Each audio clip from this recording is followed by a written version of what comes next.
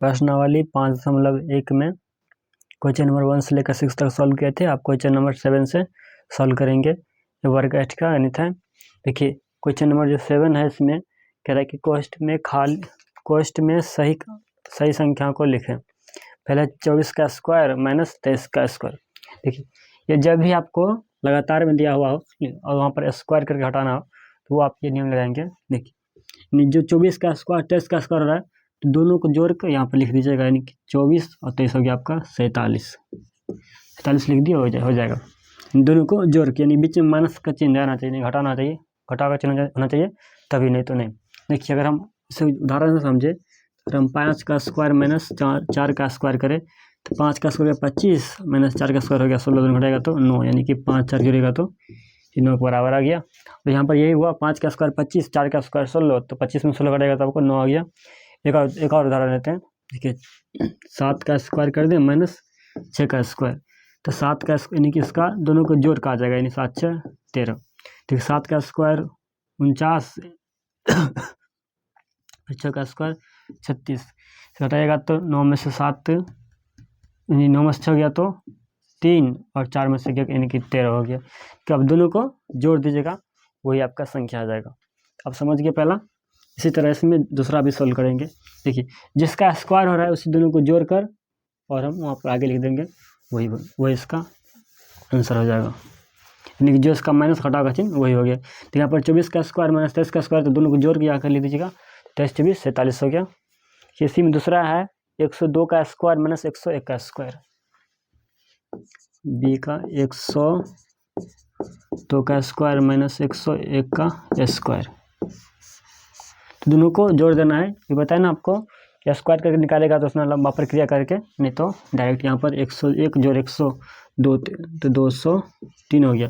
नहीं तो यहाँ पर आप लिखना चाहेंगे तो 102 का स्क्वायर कीजिएगा, फिर माइनस का चिन्ह देकर फिर 101 का, आगे तो बढ़ेगा। देखिए दूसरा है 501 का स्क्वायर माइनस 500 का स्क्वायर, यानी सी का है 7 का सी, 501 का स्क्वायर, 501 का वर्ग माइनस 500 का वर्ग, तो दोनों को जोड़ दीजिए तो 500 500 1001 हो गया। तो उसके बाद डी का है 400 का स्क्वायर माइनस 399 का स्क्वायर, 7 का डी या 400 का स्क्वायर माइनस 399 का स्क्वायर, दोनों को जोड़ दीजिए 0 0 4 3 7 3 799। देखिए 7 का तो हो चुका है।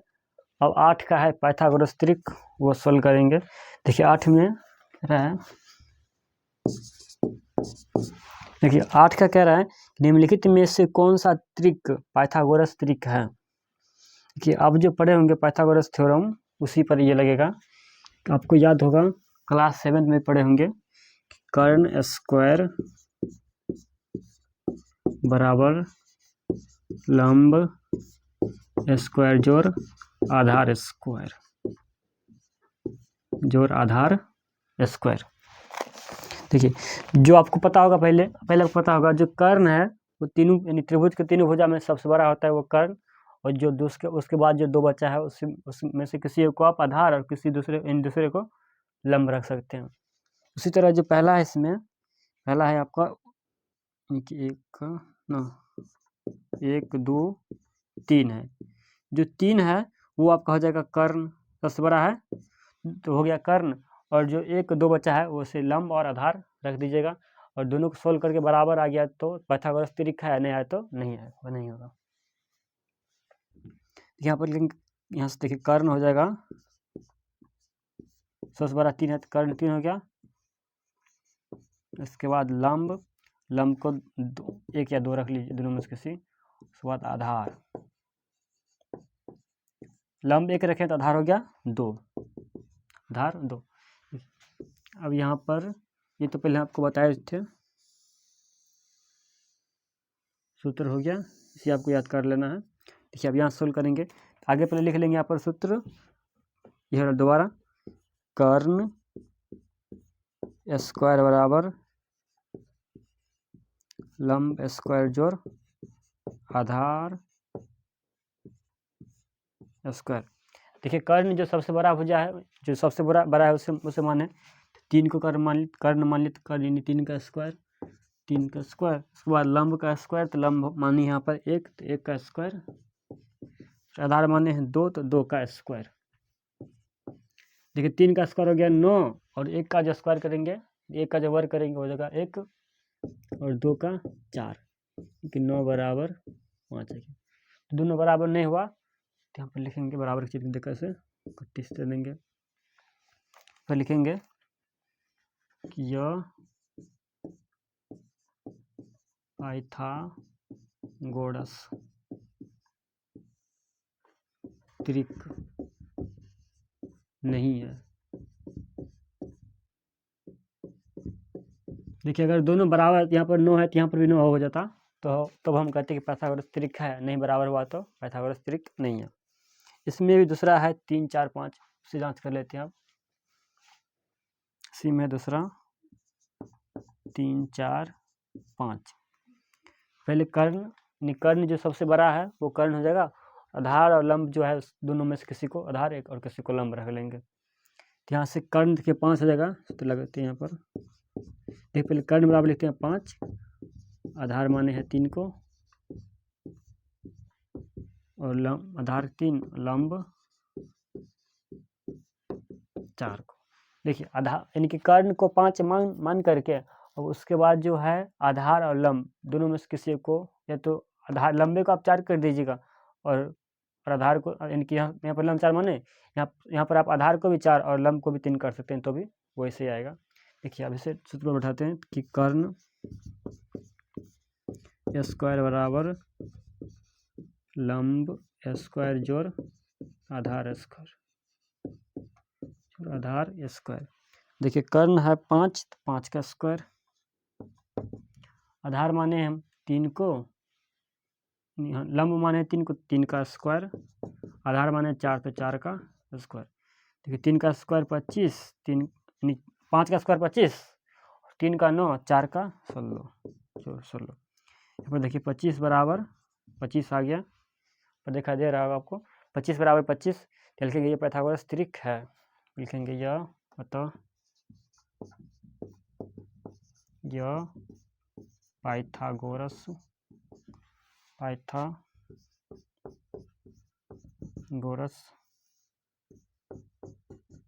त्रिक है, ये पाइथागोरस त्रिक है। इसमें भी पहले देखते हैं दिखाई दे रहा है कि नहीं वहाँ से आ रहा है, यानी कि ये पाइथागोरस त्रिक है, और नहीं होता बराबर तो पाइथागोरस त्रिक नहीं होता। आप इसे नोट कर लीजिए। उसके बाद जो 8 का 3 और बचा हुआ है, इस तरह से आपको बता देते हैं। वीडियो को पॉज करके आप नोट कर लीजिए।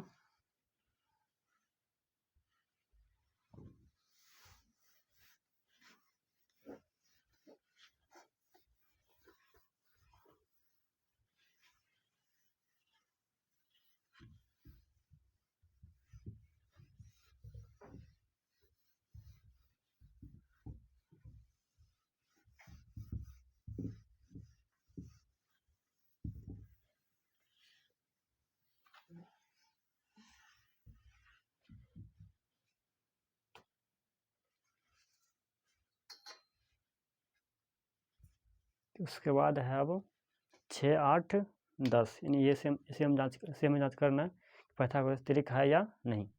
देखिए 6, 8, 10 जो है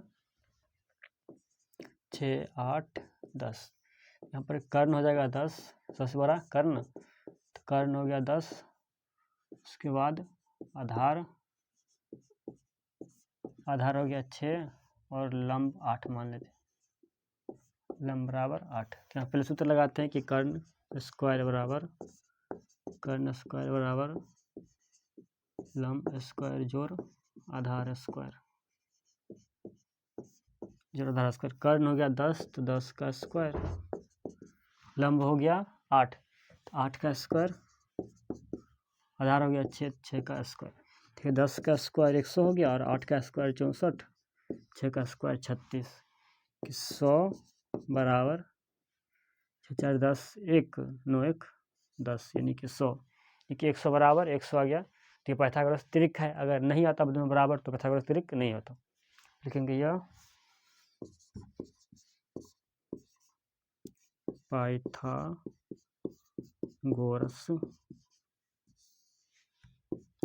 त्रिक है, तो लिख दीजिएगा। देखिए इसी में दूसरा अब है 1 1 यानी कि 1 1 1 है, इसे भी जांच कर लेते हैं। 1 1 1।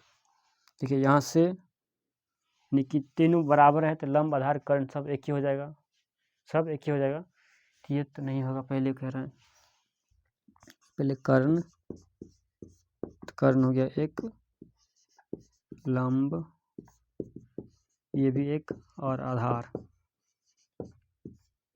ये भी 1। यहाँ पर लिखेंगे कर्ण स्क्वायर बराबर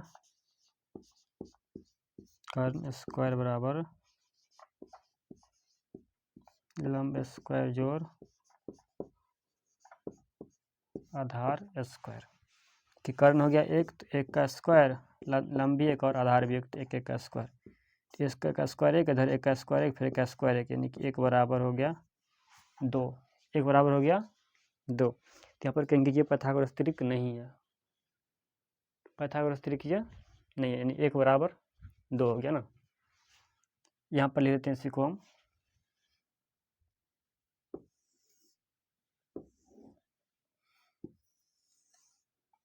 इसके बाद आप नीचे आप ये लिखिएगा कि अतः यह पाइथागोरस त्रिक नहीं है, पाइथागोरस त्रिक नहीं हुआ ना। इसके बाद जो है बिंदु यानी कि वो है संख्या 2 2 3, 2 2 3, इसे भी जांच कर लेते हैं। 2 2 3, इसमें देखिए कर्ण हो जाएगा यहाँ पर 3, कर्ण बराबर 3 और आधार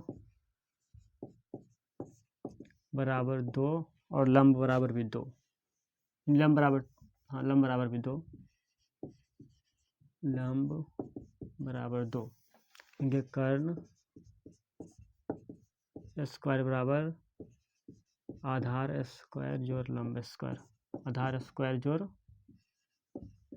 लंब स्क्वायर। तो कर्ण हो गया 3, 3 का स्क्वायर, आधार हो गया 2, 2 का स्क्वायर, जो लंब हो गया 2, 2 का, तो 2 स्क्वायर। देखिए 3 का स्क्वायर हो गया 9, 2 का स्क्वायर 4, 2 का स्क्वायर फिर 4, ये 9 बराबर 8, तो बराबर नहीं हुआ, तो कहेंगे यह पाइथागोरस त्रिक नहीं है, यह पाइथागोरस त्रिक नहीं है। इसके बाद एक और बचा हुआ है 15 36 39, 15 36 39, 15 36 39।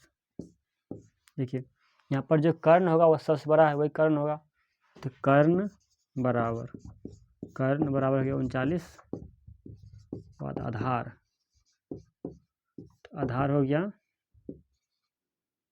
36 और लंब, तो लंब हो गया 15, लंब हम 15 को मान लेते हैं। बस तो लिखेंगे कर्ण स्क्वायर बराबर लंब स्क्वायर जोड़ आधार स्क्वायर, कर्ण स्क्वायर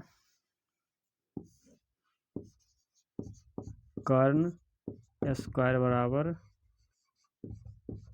लंब स्क्वायर जोड़ आधार स्क्वायर, या आधार स्क्वायर जोड़ लंब स्क्वायर, दोनों एक ही होगा यहाँ पर ना। कर्ण है 39, तो 39 का स्क्वायर, लंब हो गया 15, तो 15 का स्क्वायर, आधार हो गया 36, तो 36 का स्क्वायर। देखिए पहले 39 का स्क्वायर करेंगे, 39 गुने 39 करके लिखते हैं, 39 गुने 39 9 9 81, 8 9 27 और 8 35, 7 8 15 35, 35 और 3 से 9 27, 27 3, 27 2 9 2 11, 1 12 4 1 5, 1521। के 1521, 7 12 4 1 5 1521 और 15 का स्क्वायर 225 होगा। 15 का स्क्वायर 225, एक बार जांच कर लेते हैं। 15 गुने 15, 15 75, 15 का 15 तो 225 हो गया। 36 का स्क्वायर कर लेते हैं यहाँ पर।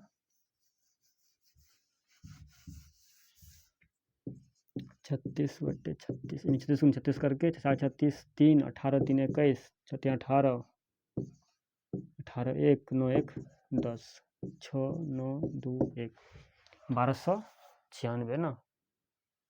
6 18 1 3 3 9 1 10 6 9 तो यानी 1296, 1296 इधर है 1521, उधर बराबर हो जाएगा 6 5 11 1 हासिल 1 9 2 11 1 12 हासिल 1 1 4 और 1 5, यानी 1521 बराबर 1521 कि दोनों बराबर हो गया है, तो कहेंगे ये पाइथागोरस त्रिक है।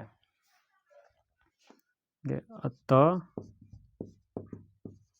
यह पाइथागोरस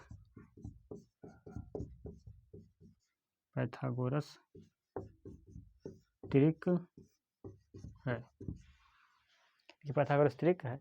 आप लोग वीडियो को पॉज करके नोट कर लीजिए, उसके बाद आगे बताते हैं। क्वेश्चन नंबर ये 8 का था ना सर? हाँ 8 का था। क्वेश्चन नंबर 9 बताते हैं। आप पहले वीडियो को पॉज करके रोक करके आप नोट कर लीजिए, उसके बाद आगे बताते हैं।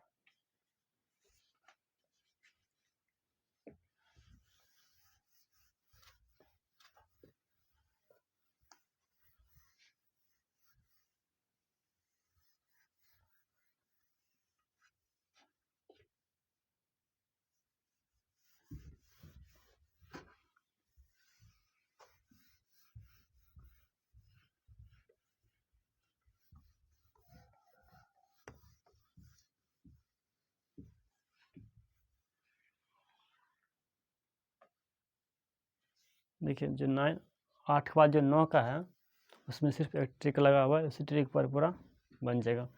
पहले पूरा क्वेश्चन लिखना पड़ेगा 9 का, तभी बनेगा, वैसे नहीं बनेगा ये 9 का।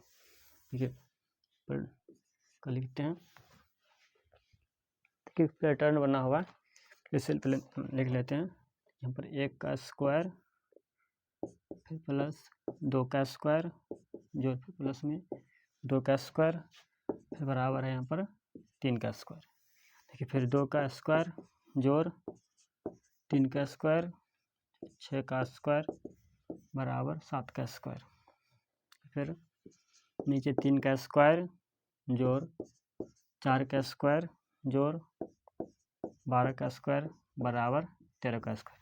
यानी कि ये 3 का पैटर्न दिया हुआ है, उसके बाद जो नीचे में है उसमें खाली यानी कि रिक्त स्थान दिया हुआ है, उसी में भरना ना। कि 4 का स्क्वायर नीचे में फिर 4 का स्क्वायर जोड़ के खाली दे दिया है वहाँ पर बॉक्स को, और उस पर स्क्वायर लगा दिया, यानी कि जो संख्या होगा उस पर स्क्वायर लगा होगा। उसके बाद फिर प्लस का चिन्ह देकर फिर वही किया हुआ है, बॉक्स में स्क्वायर दिया हुआ है, खाली स्थान दे दिया है, बराबर 21 का स्क्वायर 21 का स्क्वायर। इसके बाद नीचे में यहाँ पर 5 का स्क्वायर जोड़ 6 का स्क्वायर जोड़ बॉक्स खाली, उसके बाद है 31 का स्क्वायर 31 का स्क्वायर। देखिए नीचे में 6 का स्क्वायर जोड़ 7 का स्क्वायर जोड़ फिर बॉक्स देकर, देखिए यहाँ पर स्क्वायर नहीं दिया हुआ है, कि सिर्फ हमें बॉक्स में लिखना है कितना लिखना है। उसके बाद फिर आगे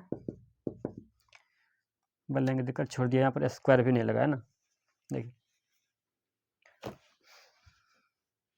पहले क्वेश्चन अच्छे से पढ़ लेते हैं।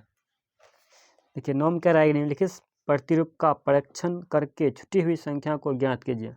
पहले हमें कह रहा है कि जो यहाँ पर जो दिया हुआ है इसका परीक्षण पहले कीजिए, पहले जांच कीजिए इसके प्रतिरूप का, उसके बाद जो खाली स्थान जो छूट गया है उससे भरने के लिए कह रहा है ना, ज्ञात कीजिए जो खाली जगह।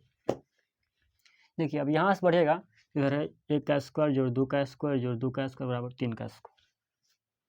चलो ठीक आ गया कि, और 2 2 है तो यहाँ पर 3 हो, यानी एक बार 1 से 2 स्क्वायर गया, फिर 2 फिर 3 हो गया।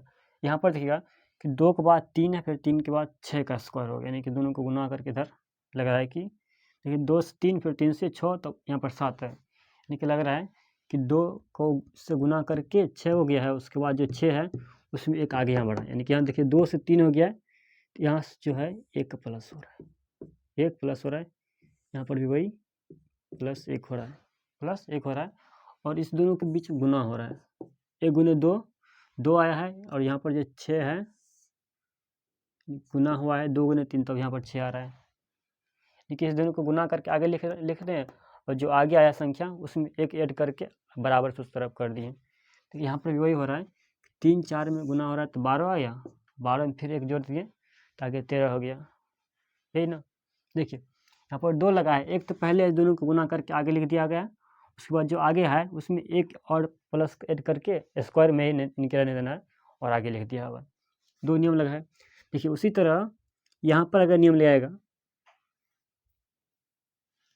और यहाँ पर अगर आप नियम लगाइएगा तो इनके दोनों गुना करके यहाँ आना चाहिए, लेकिन देखिए ना ही ये संख्या और ना ही ये संख्या दिया हुआ हमें आगे का संख्या, यहाँ पर 21 का स्क्वायर, देखिए यहाँ पर जो 12 का स्क्वायर है इधर 13 का स्क्वायर हो गया, देखिए एक आगे बढ़ा हुआ, तो आगे पहले दिया हुआ है तो इससे पीछे कम कर देंगे, यानी कम का स्क्वायर, यानी 1 कम का स्क्वायर हो जाएगा, यानी 21 का स्क्वायर है। यहाँ पर देखिए यहाँ पर जो 13 का स्क्वायर तो यहाँ पर हो गया 12 का स्क्वायर, यहाँ पर 7 का स्क्वायर है तो यहाँ पर हो गया 6 का स्क्वायर, यहाँ पर 2 का स्क्वायर यहाँ पर हो गया 1 2, यानी कि 3 का स्क्वायर तो 2 का स्क्वायर, देखिए 1 कम हो गया ना, यहाँ पर भी 1 कम करेंगे तो 20 का स्क्वायर हो जाएगा, पर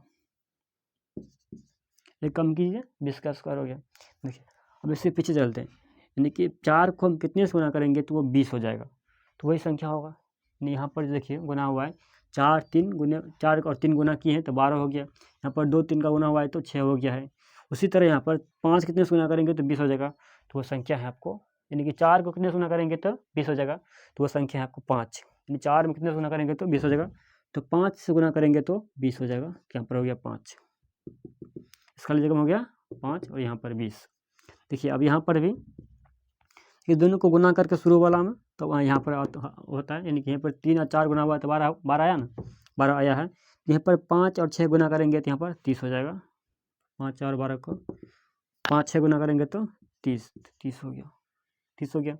देखिए अब यहाँ पर इसी तरह 6 और 7 है तो गुना कीजिएगा तो यहाँ पर 42 हो जाएगा, लेकिन यहाँ पर स्क्वायर नहीं दिया हुआ है तो 42 का स्क्वायर करके लिखेंगे यहाँ पर, तो यहाँ पर जो था ऊपर में देखिए 1 2 गुना करके यहाँ 2 लिखा है, फिर 2 4 2 3 गुना होकर 6 हुआ, यहाँ पर आ गया है, और 3 4 गुना किए तो 12 आया है, यहाँ पर 4 5 गुना किए तो 20 आया है, और 6 5 गुना किए तो 30 आया है। उसी तरह यहाँ पर 6 और 7 गुना कीजिएगा तो 42 आएगा, यानी 42 का स्क्वायर आएगा, 42 का वर्ग आएगा, लेकिन इसमें वर्ग चिन्ह नहीं लगा हुआ है, तो 42 को 42 से गुना करके तब यहाँ पर देंगे, और हमें अगर हम वर्ग के चिन्ह के रूप में लिखेंगे तो हो जाएगा 42 का स्क्वायर, यहाँ पर वर्ग का चिन्ह नहीं दिया, स्क्वायर नहीं दिया हुआ है तो गुना करके लिख देंगे यहाँ पर, तो 42 गुना 42,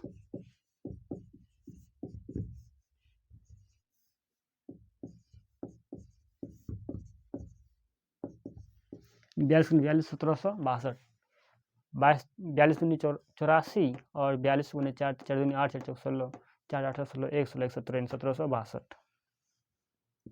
1762 हो गया। देखिए अब यहाँ पर जो 42 का स्क्वायर आया है तो एक, यानी देखिए यहाँ से 2 यानी 12 से 13 एक बढ़ा है, यहाँ 6 7 एक बढ़ा है, 2 से 3 एक बढ़ा है यहाँ पर भी एक बढ़ जाएगा, यानी कि 43 का स्क्वायर हो जाएगा, 43 का स्क्वायर, लेकिन वहाँ पर वर्ग का चिन्ह नहीं दिया हुआ है तो 43 को हम गुना करके लिख देंगे वहाँ पर, 43 गुना 43, 3 3 4 12 4 12 1 16 1 17 4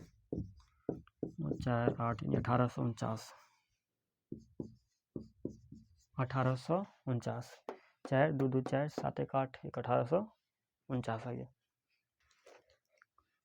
ये गुना यहाँ पर डाल देते हैं, आप इसे नोट कर लीजिए, उसके बाद आगे का क्वेश्चन बताते हैं आपको। वीडियो पॉज करके आप रोक करके नोट कर लीजिए, उसके बाद आगे बताते हैं।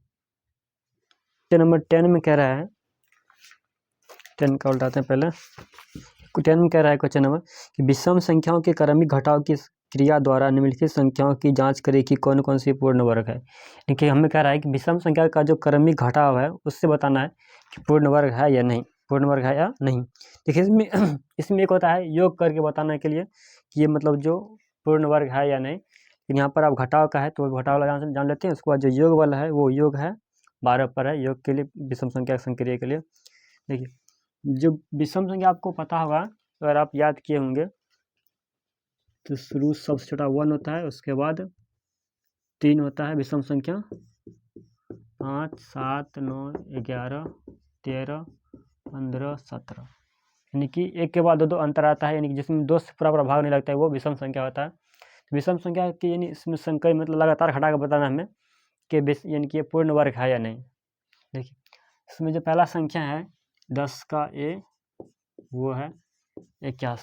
81 को हमें बताना है कि पूर्ण वर्ग है या नहीं, पूर्ण वर्ग है या नहीं, यानी विषम संख्या के संक्रमी घटाव के माध्यम से ना। देखिए यानी कि विषम संख्या के रूप में ना, मतलब विषम संख्या जो है उससे घटाकर हम जांच करेंगे कि ये पूर्ण वर्ग है या नहीं, पूर्ण वर्ग है या नहीं। देखिए पहले 81 में हमें एक जो पहला विषम संख्या है वो हटाएंगे, यानी एक हो गया विषम संख्या, ये आ गया हमें प्राप्त 80। देखिए उसके बाद जो एक आगे जो विषम संख्या आता है अभी यहाँ पर लिखे थे, बता देना 1, 3, 5, 7, 9, 11, 13, 15, 17, ये बढ़ता जाएगा 13 है। देखिए अब एक घटाए हैं तो एक के बाद 3 है, 3 घटाएंगे, यानी ये 80 में 3 घटाएंगे हम, ठीक हो गया आपका 77। 77 में 5 घटाएंगे, 77 माइनस 5 क्या हो गया आपका 72। फिर 72 में 7 घटाएंगे, 5 के बाद 7 हो गया विषम संख्या, तो 7 घटाएंगे तो ये आ गया हमें 65। फिर 65 में 7 के बाद 9 विषम संख्या, तो 9 हटाएंगे तो ये आपका 6 और 5 56। फिर देखिए उसके बाद 56 में 9 के बाद 11 घटाएंगे तो 45 हो गया। फिर 45 में हम घटाएंगे 13 को, ठीक है 2, 3, 32। फिर 32 में 13 के बाद 15 घटाएंगे, 32 में 15 घटाए प्राप्त हो गया 17, प्राप्त हो गया 17। 15 के बाद 17 घटाएंगे, यानी 17 में 17 घटा तो 0 हो गया। देखिए अगर अंतिम में हमें 0 प्राप्त नहीं होता घटाने के बाद, अंतिम में हमें 0 प्राप्त नहीं होता तो ये पूर्ण वर्ग नहीं होगा। ये भी एक नियम है जांचने का पूर्ण वर्ग का। देखिए अगर अंतिम में घटाने के बाद हमें 0 नहीं प्राप्त हुआ होगा तो ये पूर्ण वर्ग नहीं होता, अगर प्राप्त हो गया तो पूर्ण वर्ग हो गया है, पूर्ण वर्ग है। तो यहाँ पर लिखेंगे यह पूर्ण वर्ग है, यह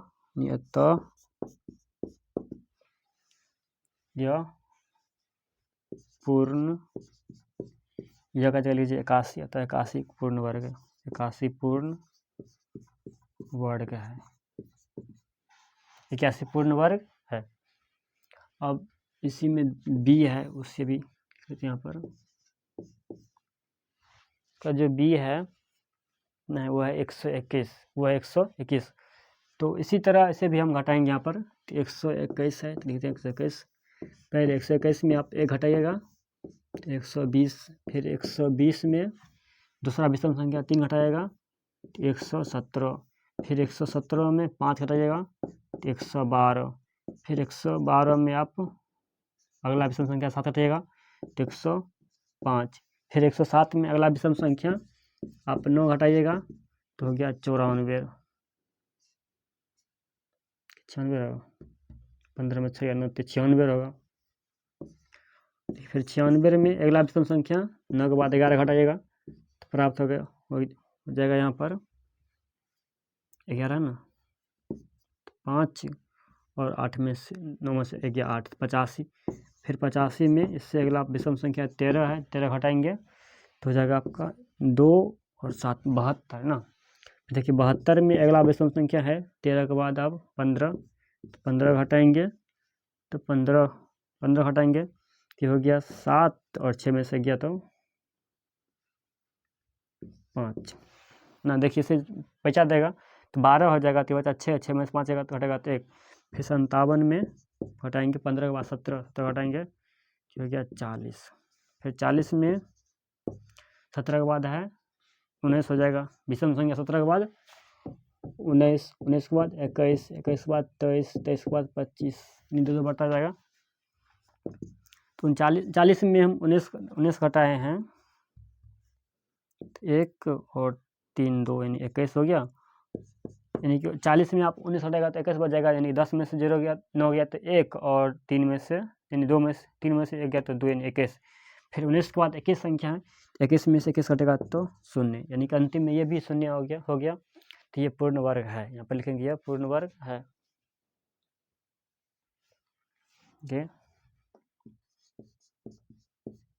तो यह पूर्ण वर्ग है। यह जगह पर 120 ना 121 ना, तो 121 पूर्ण वर्ग है। और अंतिम में घटाने के बाद हमें 0 नहीं बचता तो पूर्ण वर्ग नहीं होता, अगर 0 बच गया है तो पूर्ण वर्ग है। इसी में तीसरा है इसका 144, इसे भी जांच कर लेते हैं यहाँ पर। सी का ना 144 यानी कि ये 12 का वर्ग होता है 144, तो ये भी पूर्ण वर्ग है, लेकिन जांच कर लेते हैं ना। 44 है ना, 12 का पूर्ण यानी कि 12 का वर्ग होता है।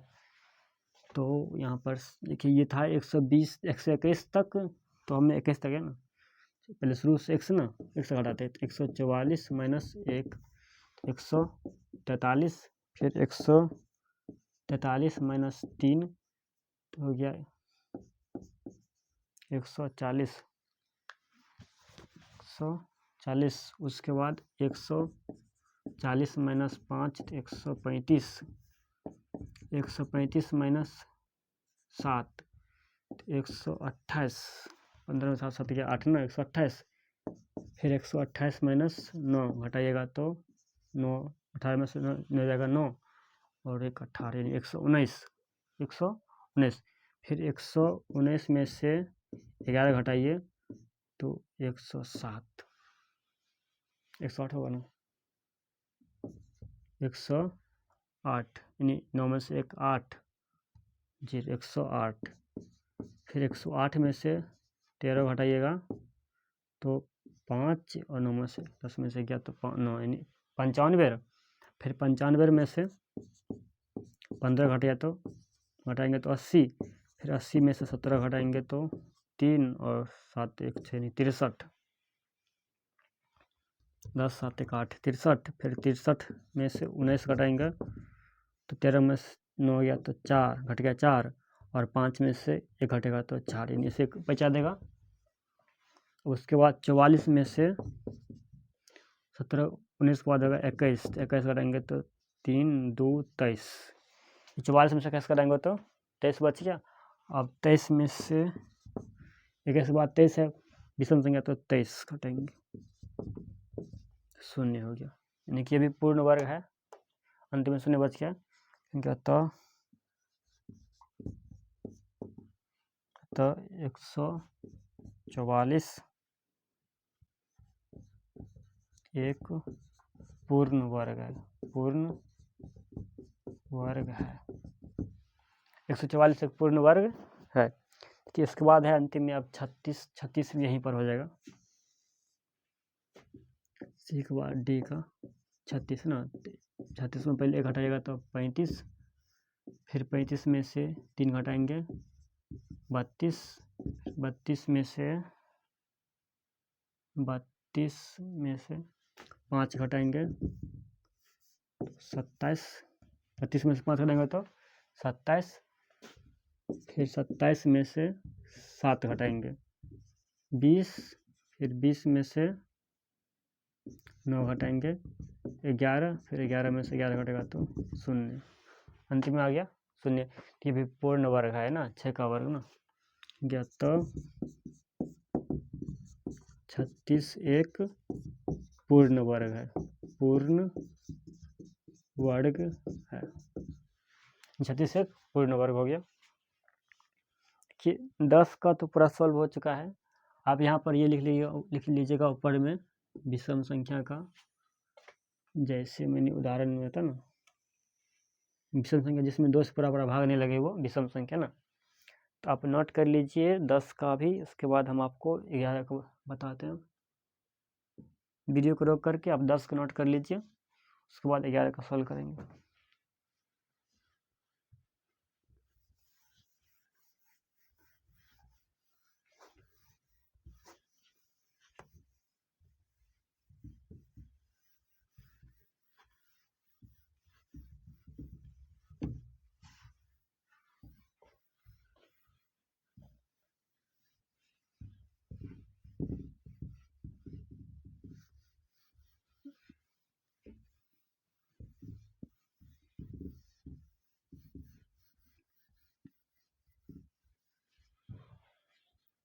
फिर 10 के बाद आप 11 पढ़ते हैं। 11 में कह रहा है निम्नलिखित संख्याओं में से किन किन संख्या का वर्ग विषम संख्या होगा। हम आपको शुरू में बताए थे कि सम संख्या का वर्ग सम संख्या होता है और विषम संख्या का वर्ग विषम संख्या होता है।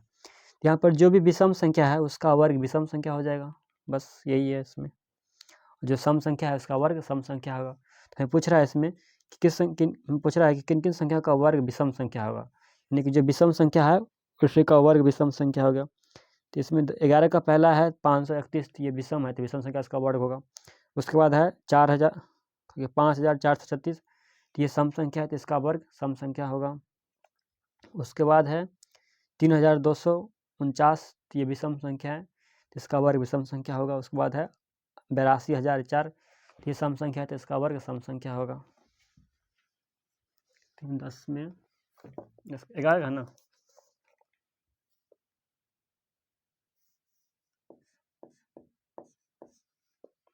ग्यारह का पहला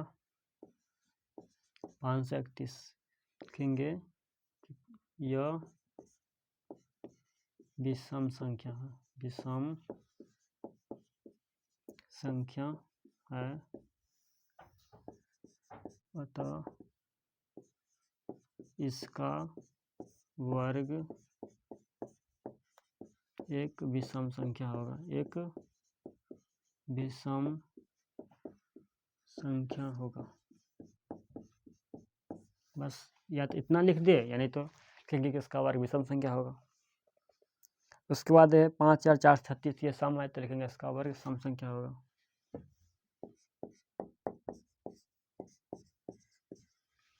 436 ना, 5436 कहेंगे यह सम संख्या है, यह सम संख्या है, अतः इसका वर्ग एक सम संख्या होगा, एक सम संख्या होगा। देखिए 5436 से सम है, तो इसका वर्ग सम संख्या होगा। उसके बाद है 3249 कहेंगे यह विषम संख्या है। इकाई अंक में 9 है ना, कि विषम संख्या हो गया, तो यह विषम संख्या है, इसका वर्ग विषम संख्या होगा। बस इसके बाद है 4 में ना, 4 है 8, 82,004, 82,004, तो ये है सम संख्या। यह सम संख्या है, अतः इसका वर्ग सम संख्या होगा, सम संख्या होगा। बस ये इसका सम संख्या होगा ना। किसमें पूछ रहा था वो विषम था 1 का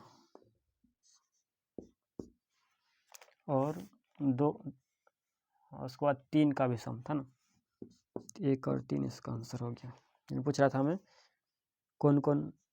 किन किन का संख्या का वर्ग विषम संख्या होगा, तो 1 और 3 का हो गया विषम। कि उसके बाद अब 12 का सोल्व करेंगे, 12 का पैटर्न है, तो आप नोट कर लीजिए। इसके बाद 12 सोल्व करेंगे इसे भी।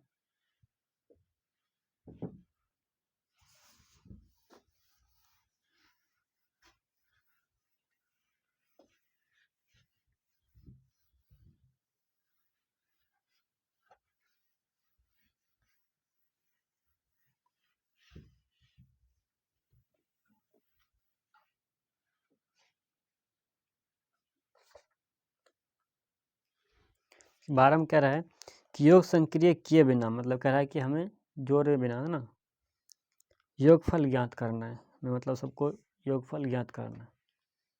देखिए आप इससे अगर जो 12 का है ना, तो पेज में उल्टाएगा पीछे गणित में,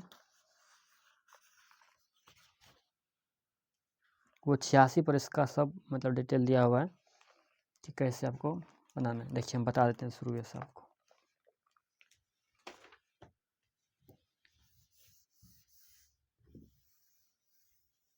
कि अगर हम 1 और जोड़ 3 करते हैं, कितना हो गया 4, 1 जोड़ 3 करते हैं तो 4, यानी कि जो प्रथम 2 विषम संख्या है उससे जोड़े ऐड किए हुए तो 4 हो गया, है ना। उसके बाद हम 2 विषम संख्या और लेते हैं, पहले एक ही विषम संख्या लेंगे तो 1 का तो 1, उसके बाद 1 3 5, इसको ऐड कीजिएगा तो 9 हो गया, यानी कि 3 को जोड़ेंगे तो हम 9 हो गया। उसके बाद एक विषम संख्या और बढ़ाते हैं, 1 3 5 7, ये हो गया हमें 16, 4 4 5 9 9 7 16।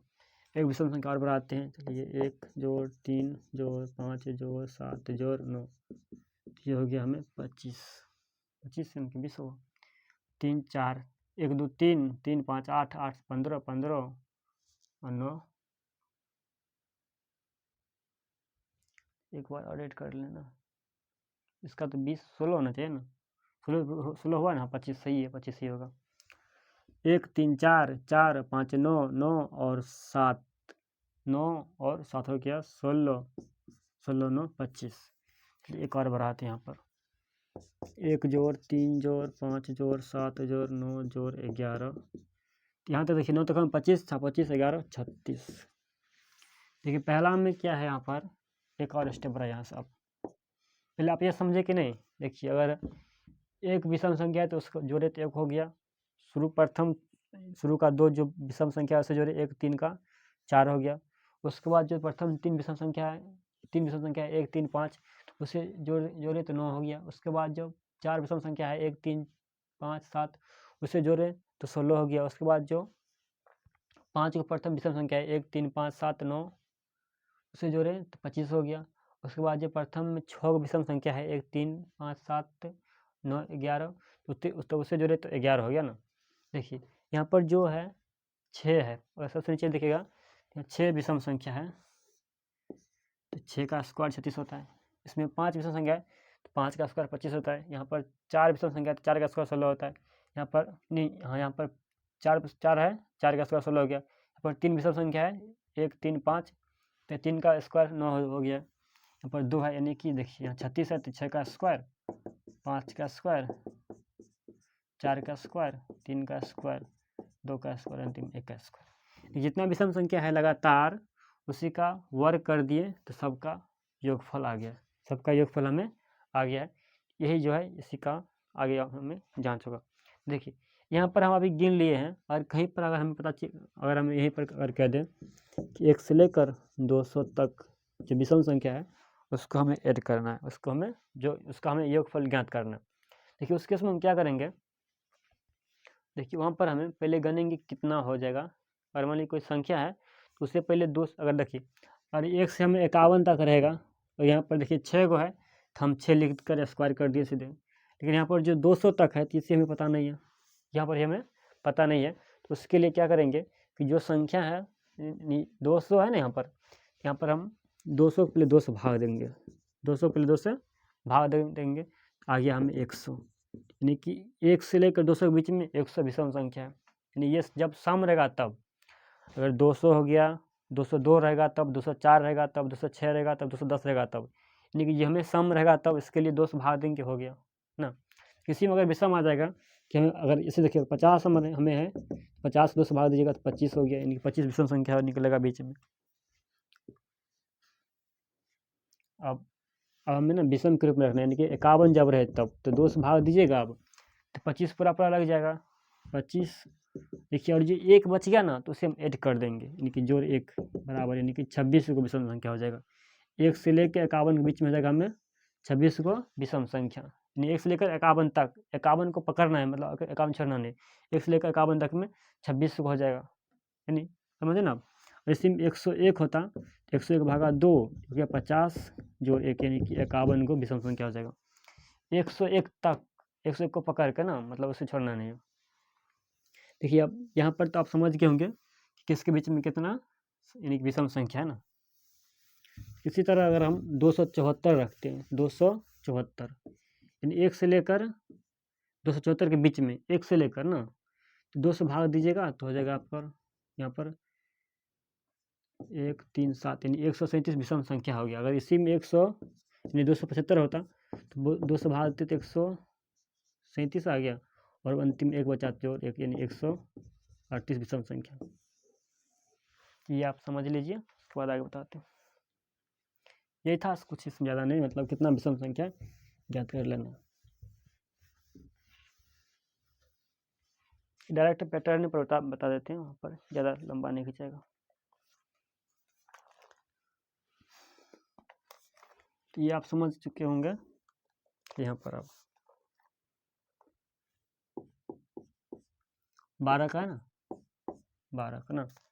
देखिए पहला है 1 से लेकर 11 तक, तो 1 जोड़ 3 जोड़ 5 जोड़ 7 जोड़ 9 जोड़ 11। इसमें कितना है, 1 2 3 4 5 6 गो है ना, तो 6 का स्क्वायर कर देंगे, हमें योगफल आ गया, यानी 6 है, यानी n बराबर 6। तो योगफल लिखेंगे यहाँ पर, योगफल बराबर n स्क्वायर, यानी कि 6 का स्क्वायर बराबर 36, यानी कि 6 का स्क्वायर 36 हो गया। तो आप इसे जोड़ कर निकालिए, 1 3 4 5 9 9 7 16 16 और 9 25 25 11 36 हो गया बस। इसी का दूसरा है 1 3 5 7 डैश डैश बराबर 51 है ना। हमें यहाँ पर 51 तक, कितना पर है, 51 तक है।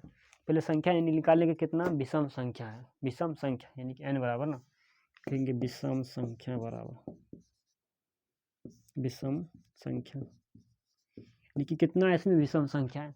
अभी हम आपको बताए थे कि 51 जब है तो 50 यानी 51/2 कर देंगे, और देखिए यहाँ पर 51/2 किए हो गया 25, और ये 1 बच जाएगा, यानी 51 में 2 से भाग दीजिएगा तो 25 बार में 50 लग जाएगा, और 1 बच जाएगा यहाँ पर हो गया, और जो 1 बचा है उसे जोड़ दीजिएगा तो 25 से 26 हो गया, यानी कि यहाँ पर 26 का स्क्वायर, यानी योगफल बराबर ना, लिखेंगे योगफल बराबर,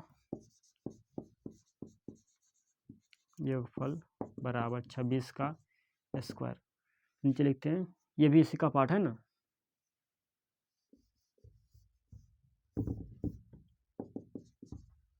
फल बराबर 26 का स्क्वायर, 26 का स्क्वायर यानी 26 गुने 26 लिखते हैं, 26 गुने 26 6 36 3 6 दिन 12 3 15, 6 दिन 12 3 15, और 6 से गुना कीजिएगा 6 दिन 12 1 2 दूनी 4 1 5, 6 36 3 6 दिन 12 3 15, 6 दिन 12 1 2 दिन 4 1 5, 6 7 6 676, 676 आ गया, 676। देखिए हम जो ऐड किए हैं, मतलब स्क्वायर किए हैं इसका, 1 से लेकर 51 तक का जो जोड़ेंगे तो उसका योगफल हो जाएगा 676। इसी में आप आगे बढ़ते हैं, 2 तक हो गया ना, 2 का है, 12 का 2 तो 12 का तीसरा, 12 का तीसरा, ठीक, 12 का तीसरा है 1 से लेकर 101 तक योगफल निकालना है, 1 से लेकर 101 तक, 1 जोड़ 3 जोड़ 5 जोड़ 7 बराबर 101 है। यहाँ जगह हमें n बराबर ना, तो 101/2 यानी 50 जोड़ 1 बराबर 51 हो गया 51। उसके बाद लिखेंगे योगफल, उसके बाद योगफल बराबर 51 हो गया, योग विषम संख्या तो 51 का स्क्वायर, तो 51 गुने 51, 51 5 का 5 25 25, 1 5 5 10 25 1 26, तो 2601 हो गया ना, 2601 एक योगफल आ गया। इसके बाद 12 का 4 है, वो सॉल्व करते हैं। ठीक है, 12 का 4 है, इसमें थोड़ा मतलब टर्न किया हुआ है, घुमाया हुआ है। ये 7 से लेकर यानी कि 7 जोड़ 9 जोड़ 11 जोड़ 13 बराबर 21।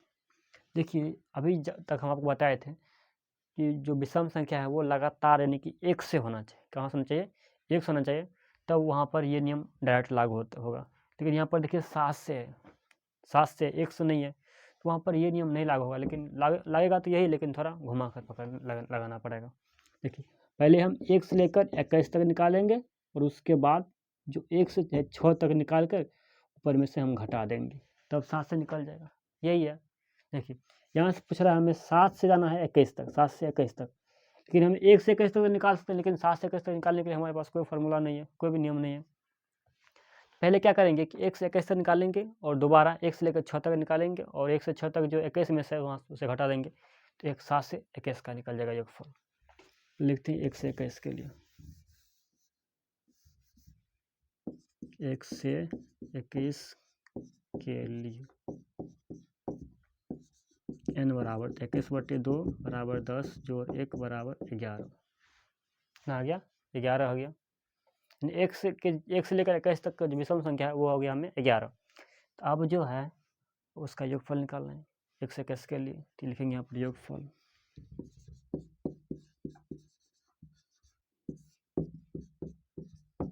योगफल यानी 11 का स्क्वायर, तो 11 का 11 कीजिएगा तो अब 121 हो जाएगा, 121। अब उसके बाद 1 से लेकर 6 तक निकालें, 1 से 6 तक विषम संख्या, 1 से लेकर 6 तक विषम संख्या। तो 6 विषम नहीं, सम ही है, तो 1 हो गया, इसमें 3 हो गया, और 5 यानी 3 गो है, 3 गो विषम संख्या है। तो यहाँ पर n लिखते हैं, तो 6/2 बराबर 3 यानी कि 3 यहाँ पर आ गया, और n स्क्वायर बराबर 3 का स्क्वायर बराबर हो गया 9, बराबर हो गया 9। देखिए इसका जो है थोड़ा हम अब यहाँ पर लिख देते हैं, दिखाई दे रहा होगा कि नहीं भी। देखिए अब इसका हम यहाँ पर सा लिख देते हैं, ये तो आप 3 का जल्दी नोट कीजिए, हम वहाँ पर लिख देते हैं ऊपर में। 3 का आप जल्दी नोट कीजिए, 3 का आप नोट कीजिए, उसके बाद तारे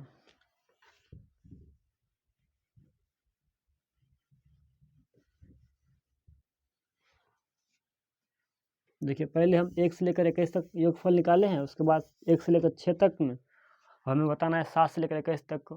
तो 1 से 21 तक निकाले, तो उसमें से हम 1 से लेकर 6 तक का जो योगफल है हटा देंगे, तो 7 से हमें निकल जाएगा ना। लिखेंगे 7 से 21 तक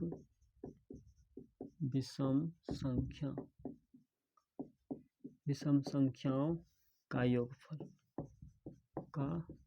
योगफल बराबर 1 से लेकर 21 तक निकाले थे ना, तो वो है हमें 121।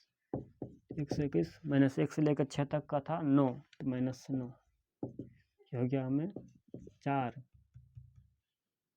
नहीं 2 ना, 11 में से 9 घटेगा 2, और इधर बच गया 11, तो 11 यानी 112 हो गया ना। देखिए ये 12 का भी हो चुका है, 12 तक सॉल्व हो चुका है। इसके बाद जो 13 है ना, वो हम आपको अगले वीडियो लेक्चर में बताएंगे। इसमें इतना ही तक रहेगा। 12 का आप नोट कर लीजिए पहले, ये हम आपको बताए थे यहाँ पर क्या नियम लगा है। उसके बाद 13 का और 14 का अंतिम है, वो एक वीडियो लेक्चर में हो जाएगा। आप अभी तक जो नहीं जुड़े हैं व्हाट्सअप और टेलीग्राम चैनल से, वहाँ से जुड़ जाइए। इस वीडियो में इतना तक रहेगा, हम अगले वीडियो में आपसे मिलते हैं।